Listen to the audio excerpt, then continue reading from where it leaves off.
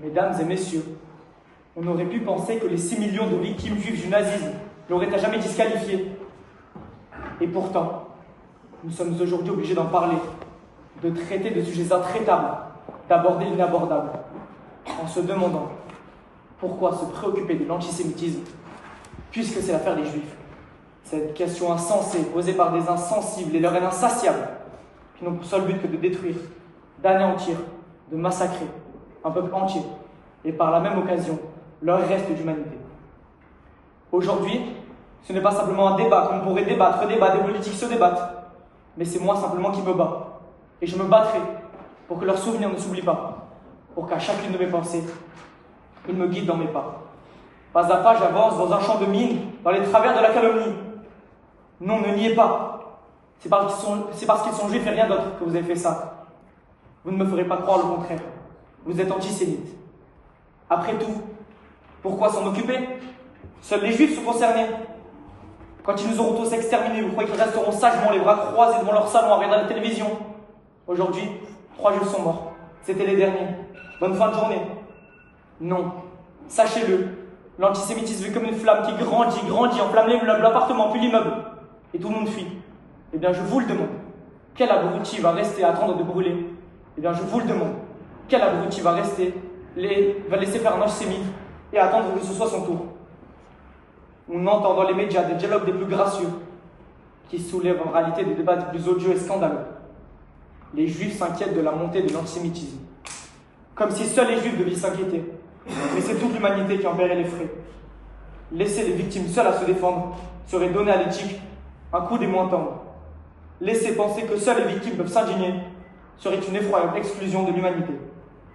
Qui accepterait que le droit refusé aux Noirs ne révolte que les Noirs? Que les offenses faites aux femmes ne concernent qu'elles? Mais pour les Juifs, c'est différent puisqu'ils sont Juifs. Ils ne ressentent rien. Ils peuvent être brûlés, agressés, violés. Aucun problème puisqu'ils sont Juifs. À quoi bon se tourmenter de leur sort puisqu'ils ne représentent rien? Cette idée malsaine reviendra bafouer toutes les valeurs de notre humanité des plus anciennes. Cette humanité qui est mienne, sienne, vôtre, et je remuerai ciel et terre s'il le faut, pour abattre le faux de ce monde. Ces idées falsifiées, que vous soyez frileux, froussards, forbans, sur quels principes vous vous fondez? Faux menteurs, fâcheux, faux soyeurs, aux fusils flingues, ne méritent que de célébrer leur funeste funérailles. Fatoum, quand il tue, la forêt s'agite, les feuilles folles en flétrissent, et les plus faibles en frissonnent. L'histoire me l'a rappelé. Tout ce qui s'oublie est condamné à se reproduire. Le constat est sans appel. C'est pour cela que nous sommes ici, pour se remettre de ce passé sombre, afin d'éviter de se retrouver dans le cimetière des ombres. Peuple errant, portant sur son dos le fardeau de son histoire, tramé d'une haine irrationnelle, entre pression constante et attentats résiduels, jusqu'au 7 octobre.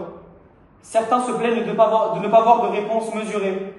Mais le viol et le massacre de femmes, enfants et civils pour la simple raison d'être juifs, est-il mesurable? Alors je vous le demande, pourquoi se préoccuper de l'antisémitisme, puisque c'est l'affaire des Juifs? Ce peuple qui la représente parce qu'il est la société. Mais la société le hait. Elle se paie sa tête. Ces abrutis entêtés qui ne vont pas plus loin que le bout de leur nez empiètent sur nos libertés. Une société qui prônait autrefois l'égalité se retrouve bafouée.